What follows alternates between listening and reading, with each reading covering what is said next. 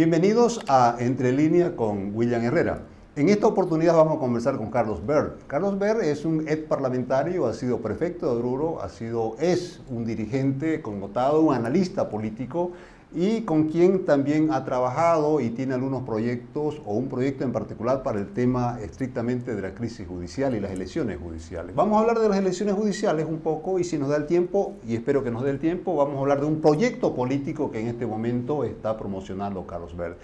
Carlos Baer, habida cuenta de tu experiencia como parlamentario, los tiempos, el proceso eleccionario está en un punto muerto. La primera parte de este proceso le corresponde a la Asamblea Legislativa. Dada tu experiencia, ¿habrá o no habrá elecciones? Con mucho gusto, William, pero antes muchísimas gracias por la invitación. Es un privilegio participar en tu programa y naturalmente un respetuoso saludo a toda la audiencia. En verdad es una incógnita, ¿no? Lo que sucederá con las elecciones judiciales, porque para comenzar, la sorpresiva sentencia constitucional cambió las reglas del juego. Introdujo ahí el tema del consenso y de pronto eso ha complicado mucho más, en vez de facilitar las cosas de repente. Exactamente, introdujo el consenso, pero llevándolo a su última expresión.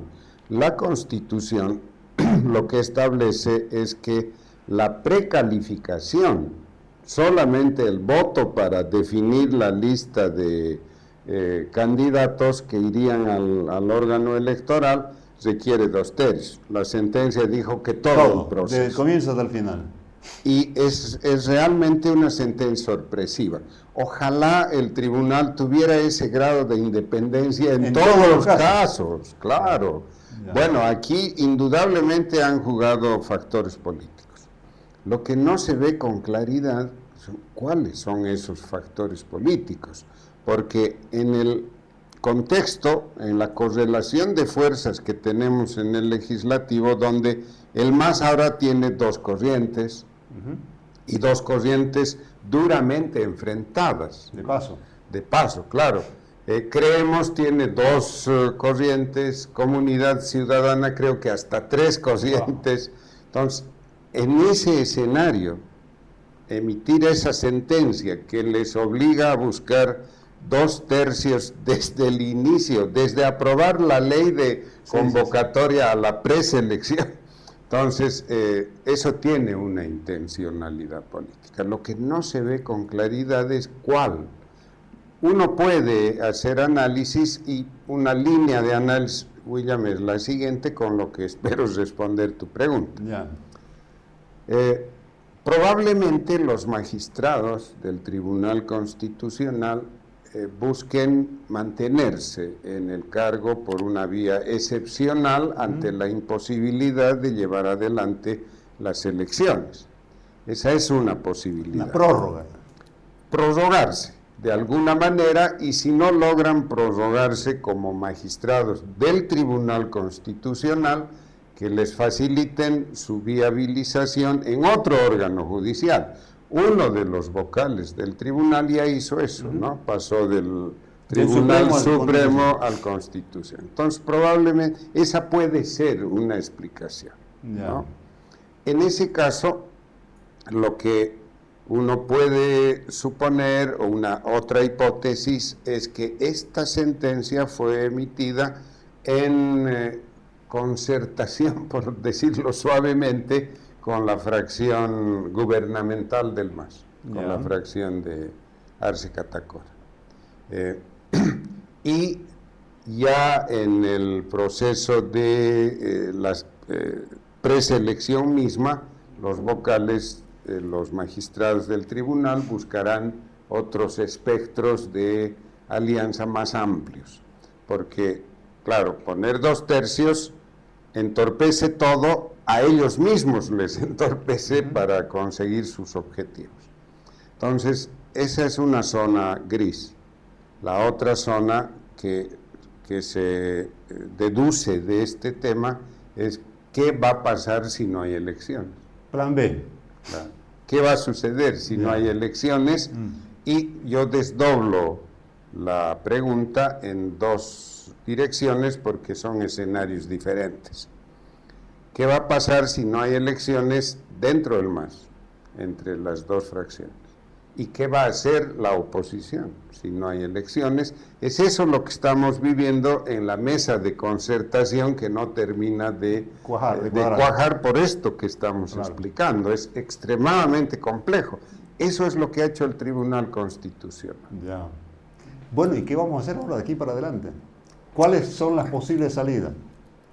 A ver, hay escenarios, porque en esta materia solo podemos hacer una prospectiva, ¿no? Que pensar escenario 1, escenario 2, y alguno de ellos se cumplirá, aunque la realidad a veces es más sorpresiva, ¿no? Como lo de la sentencia. Claro. Entonces, uno se imagina 2, 3 escenarios y aparece un quinto, ¿no? Aclaremos, Carlos, que en todo caso las autoridades actuales deben concluir, digamos, a fin de año. Y el próximo año, el 2, 3 de enero, deberían estar posesionándose las nuevas autoridades. Así es. A ver, el 31 de enero cesan las autoridades judiciales. Ya. Eso también está muy claro hasta ahora. Así no hay es. duda. Suceda lo que suceda, ellos cesan el 31 de diciembre. Ya, okay. A partir del, primero es feriado, a partir del 2 de enero tienen que haber nuevas autoridades. Ya. Ahora, un primer escenario. Además de la sentencia, el Tribunal Electoral está presionando desde su óptica técnico-electoral. Ya les restrega en la cara a los parlamentarios, que es una forma de ir lavando su responsabilidad también, y les ha dicho y les repite que si no reciben las listas hasta el 4 de septiembre, no pueden hacer las elecciones. Ese es el último elemento que tiene nerviosos a los parlamentarios. Ahora, ahí yo tengo una suposición, una hipótesis. ¿Qué le pasaría al país si los nuevos magistrados no se posesionan el 2 de enero y lo hacen, por citar una cifra cualquiera, el 10 de febrero? ¿Qué le pasa al país? No le pasa nada. Con un mes en acefalía. ¿Una raya más al tigre? Claro, no es cierto. Recordemos que cuando Evo Morales se enjuició a los magistrados del Tribunal Constitucional, el país quedó 2 años sin Tribunal Constitucional. Sí. Y recordemos que la doctora Salame fue la única que se quedó. La sobreviviente del Tribunal Constitucional. Que se quedó ahí, y lo mismo, lo que a mi juicio, no haré ningún juicio. Si hubiera estado en su lugar, en solidaridad con mis colegas me iba, ¿no? Pero ha estado 2 años ahí, quién sabe. Sin saber qué hacer. No, pero bueno. Ya. Entonces, yo no veo problema, William, de que no se atosiguen con el calendario electoral. No tienen por qué hacerlo. Pueden presentar en octubre, pueden presentarlo hasta incluso noviembre, y tendremos autoridades en marzo. No le pasa nada al país. Incluso ya se habla de suspender la vacación judicial, como si la vacación tuviera alguna incidencia. Creo que no tiene ninguna. No, ninguna, para nada, para nada. Entonces, ese es un escenario posible. Ya. Como la concertación no va a avanzar con facilidad, lo probable es que tengan que esforzarse hasta septiembre, ¿no? Ya. Y eso posterga un poco el calendario, pero tendríamos elecciones a principios de 2024. Ese es un escenario. De este escenario sale otro. ¿Qué deben hacer las fuerzas de oposición? Y de ellos dependen los 2/3. Recordemos que las 2 fracciones del MAS juntas no reúnen 2/3. Hay 1/3 que está distribuido entre las 2 bancadas de la oposición. Pero estas están divididas lo mismo que el MAS. Todos están divididos. Claro. En realidad hoy ya no hay solo 3 bancadas en el Parlamento, hay 6, sino 7. Así ¿no? es. Entonces el escenario es bastante más complejo. Ahora, pero la responsabilidad es de las bancadas de oposición por dos razones. Rindiendo homenaje a sus votos, respetando el origen de su mandato, por ningún motivo deberían facilitar los 2/3 del MAS.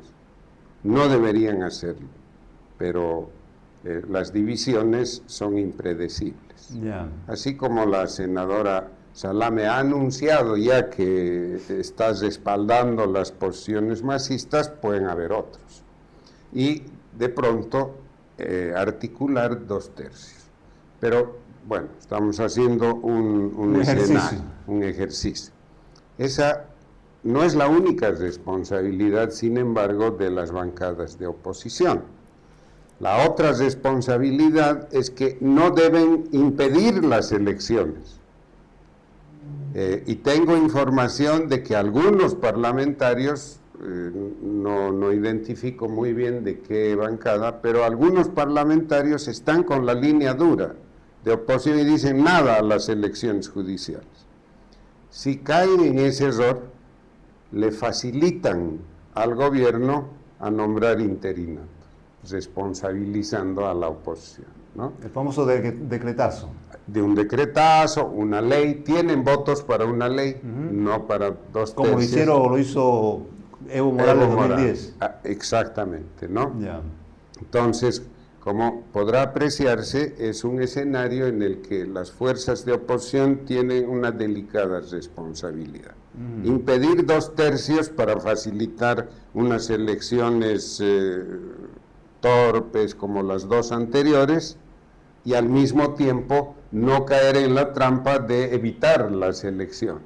Yeah. En realidad deberían facilitar las elecciones en función de méritos. Aprovechar que tienen 1/3 para imponer otras reglas del juego. Cambiar las reglas del juego. Cambiar las reglas al menos de la preselección, porque las macro no pueden cambiar, están en la Constitución. ¿La posibilidad de un pacto político? Bien, el tercer escenario es ese, el pacto político, que aprovechen las fuerzas de la oposición todavía, tratar de, en el cambio de las reglas del juego, como se han propuesto desde diferentes líneas, sacar la preselección, la fase técnica de la preselección, o sea, el trabajo técnico de calificar los expedientes, porque la preselección misma no puede salir de la Constitución, de la Asamblea, porque está en la Constitución. Entonces, pueden generar un escenario para que la fase técnica de la preselección sea realizada por un organismo de la sociedad civil, y para ello, Comunidad Ciudadana presenta un proyecto de ley. Creemos, con aporte de nosotros, ha presentado otro proyecto de ley con propuestas en esa dirección. El proyecto de ley de Creemos incluso lo enviamos al ministro de Justicia, a la vicepresidencia, hemos hecho un lobby mínimo, están ahí los proyectos de ley. A mi juicio, este escenario es el más difícil por razones políticas. Pero no es imposible. Es un escenario, Claro. es un futurible, como se dice en esta materia, ¿no? Un futuro posible. Hasta ahí es lo que visualizo, William. No creo que si la oposición se conduce con prudencia, pero con energía, le sea muy fácil, y este es el cuarto escenario, digamos, le sea muy fácil al gobierno designar interinos por decreto o por ley. Si hace eso el gobierno, será el acabose, ¿no? Es el último elemento que derrumba totalmente las estructuras judiciales, y a partir de ahí ya pues sabremos que en Bolivia definitivamente no hay justicia, ¿no? Piedra libre, como quien dice. Exactamente, ese es el efecto. Por eso es que deben evitar que con una actitud ultrista les responsabilicen de impedir las elecciones y viabilicen la designación arbitraria. Le allanen el camino para Así una... es, exactamente, ¿no? Vamos a cambiar de tema, Carlos. Alianza por Bolivia Unida y Solidaria, ALBUS. Sé que estás encabezando este proyecto político. ¿Es un partido? ¿Es una agrupación? ¿Cómo va la cosa? Entiendo que has estado de gira por Bolivia.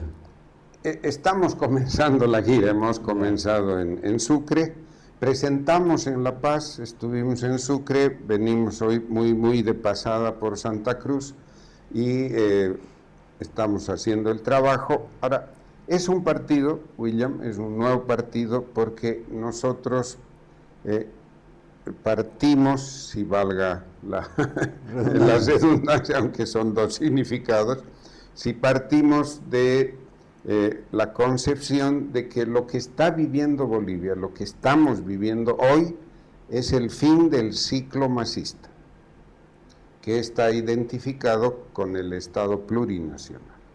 O sea, estamos asistiendo, a juicio nuestro, el agotamiento del Estado plurinacional. Este Estado que no ha resuelto nada, más al contrario, ha creado peores problemas. El país está dividido, la polarización, en la economía ni qué se diga, el modelo económico, como le llaman, económico, social, comunitario, productivo, ¿no? Pomposamente. Para sacar un libro el presidente. Claro, así es. Y él se reclama el autor de ese modelo y espera el premio Nobel, me parece, por semejante idea. Bueno, ese modelo también se agotó. Entonces, creemos que estamos viviendo eso y a eso se debe la división del MAS, la crisis económica, etcétera. No tenemos tiempo, podemos dar detalles. Y, claro, cuando se cierra un periodo, se abre otro. Claro. Y precedido por un gobierno, por una etapa de transición, porque tiene que haber una transición que normalmente se ocupa para desmantelar lo que deja el modelo decayente, degenerado, y genera condiciones para el nuevo periodo. Entonces, nos estamos preparando para eso y como cada periodo del desarrollo político tiene sus propios instrumentos, ALBUS se plantea como un instrumento o el instrumento del nuevo periodo. Pero nuestros televidentes se preguntarán y dicen, oiga, pero usted ya está mayor, ¿no? ¿Cómo va a ser él? No, claro, una cosa es el instrumento y otra cosa las personas, ¿no? Yeah. Nuestra obligación, ¿cuál es? De quienes hemos hecho política, tenemos experiencia, eso, contribuir con la experiencia, contribuir a la creación del nuevo instrumento y la selección natural nos hará a un lado y los jóvenes asumirán su rol, ¿no? Esa es la visión que tenemos de ALBUS. Y una última aclaración, no soy la cabeza, no soy el líder, como estamos en fase de organización, solo tenemos 2 coordinadores nacionales, la doctora Nora Castro en La Paz y mi persona, y tenemos coordinadores departamentales y estamos creando la organización. ¿Agustín Zambrana te suena? Sí, claro, el búnker, ¿no? Búnker, Estamos en muy buenas relaciones con el búnker, estamos coincidiendo en varios planteamientos, especialmente en el planteamiento de la unidad. Hay que articular, empujar la unidad. La población está pidiendo unidad de las fuerzas democráticas, porque, claro, las fuerzas democráticas han sido derrotadas 5 o 6 veces en el periodo masista, en el ciclo masista, y la población ha aprendido y dicen, únanse. Entonces, con el búnker hemos decidido impulsar la unidad.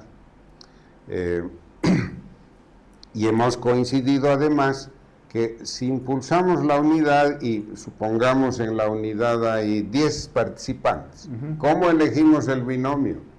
¿No? Una primaria. Claro, de los 10 participantes, 6 van a tener su candidato. ¿Y cómo se ponen de acuerdo? ¿No? ¿Cómo le convencemos a don Carlos Mesa de que ya no es el candidato para el nuevo periodo? Ya no es la estrella. ¿No es cierto? Entonces, ahí hemos coincidido. Hagamos primarias.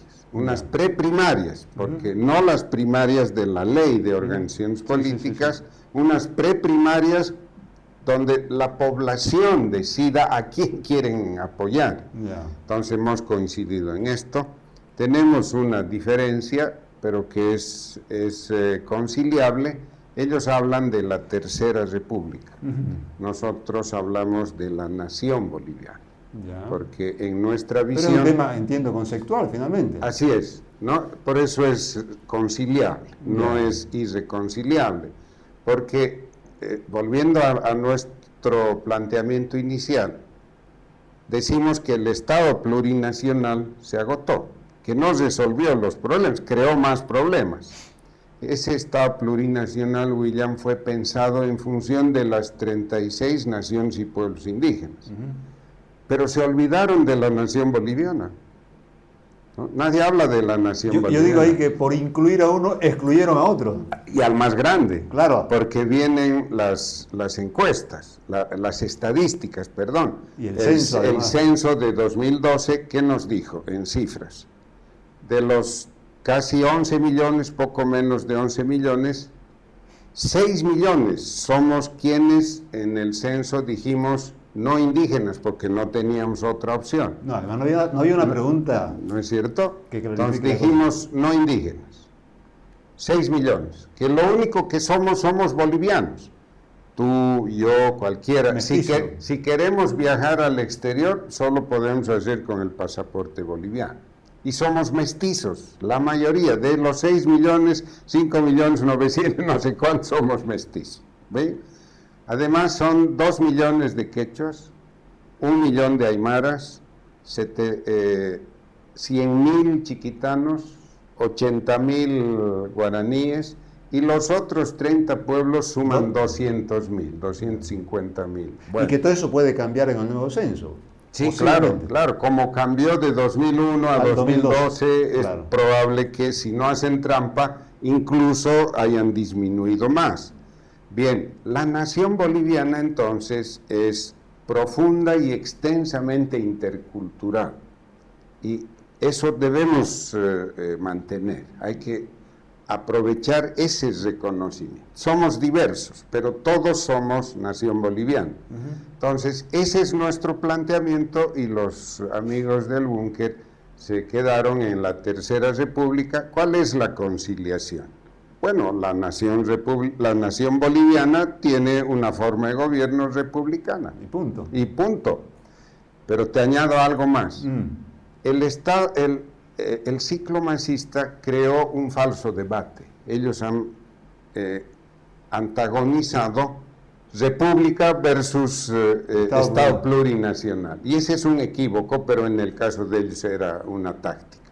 Porque república es forma de gobierno y Estado plurinacional o lo que fuese es Estado. No son la misma cosa.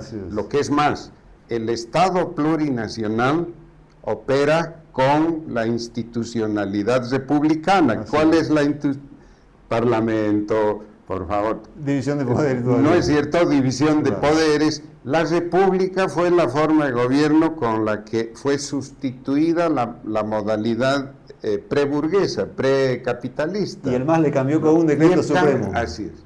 Pero está en la Constitución, no solo decreto. No solo decreto. Dos preguntitas y se nos va el tiempo, Carlos. ¿Una nueva derecha estamos hablando? Hemos hecho el debate internamente y hemos llegado a la siguiente conclusión. Es muy difícil ponerse de acuerdo en estos esfuerzos porque hay corrientes diversas, ¿no? Hay socialdemócratas, hay liberales, varias vertientes. Entonces dijimos, mire, no perdamos tiempo en esto, definamos nuestros planteamientos, la oferta al país, y que sea la población que nos califique, que nos diga, ustedes son esto, son aquello, o ustedes son diversos y tienen una ala izquierda, una ala de centro, que eso no afecta en nada. Eso no afecta, al contrario, ¿no? ¿Cómo ves el fenómeno Milei en Argentina? Bueno, el resultado, hay que reconocer, de las PASO es sorprendente, ¿no? Nadie esperaba esto. La pregunta es si se repetirá esto en las elecciones del mes de octubre. Mi criterio es que difícilmente se va a repetir. Ya. ¿no? Pero hay que esperar al mes de octubre, primero. Segundo, el fenómeno Milei, así como el fenómeno Bukele en El Salvador, Y en su momento Bolsonaro. ¿no es cierto?, responden a una realidad, a una realidad. ¿Cuál es la realidad argentina? Para hacer una comparación, la Argentina está viviendo algo parecido a lo que vivió Bolivia en la UDP, ¿no? Un proceso de inflacionario terrible. El mes pasado, solamente en un mes, han tenido 110% de inflación en la Argentina. Y la inflación acumulada es gigantesca. Entonces, lo que está viviendo la Argentina es lo que vivimos en la UDP. El voto bronca. El voto bronca y el agotamiento del Estado populista, que es lo que nosotros el peronismo allá y nosotros el Estado del 52. Eso es lo que está viviendo la Argentina.